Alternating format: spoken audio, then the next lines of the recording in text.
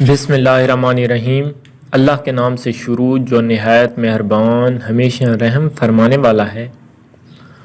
آج ہم انشاءاللہ سورہ نحل کا تعارف پڑھنے والے ہیں۔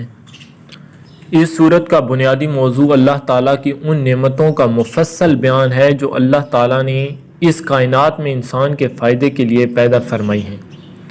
اسی لیے اس سورت کو سورہ نام نعمتوں کی سورت بھی کہا جاتا ہے۔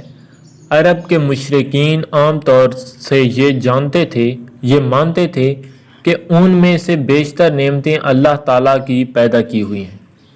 اس کے باوجود وہ یہ عقیدہ رکھتے تھے کہ اللہ تعالیٰ کی خدائی میں وہ بت بھی شریک ہیں جن کی وہ عبادت کرتے تھے۔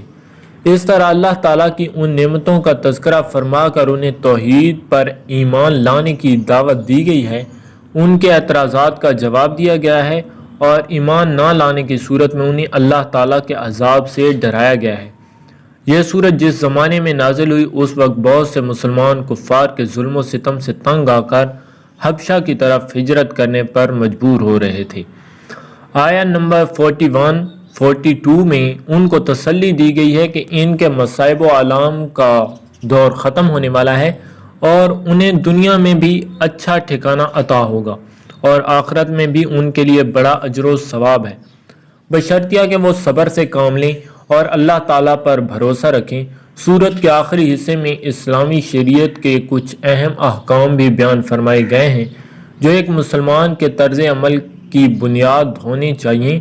نحل عربی میں شہد کی مکھی کو کہتے ہیں۔ اس سورت کی آیت نمبر 68 میں اللہ تعالیٰ نے اپنے انعامات کا تذکرہ کرتے ہوئے شہد کی مکھی کا حوالہ دیا ہے کہ وہ کس طرح اللہ کے حکم سے پہاڑوں اور جنگلوں میں اپنے چھتے بناتی اور شہد پیدا کرتی ہے، اس لیے اس سورت کا نام نحل رکھا گیا ہے۔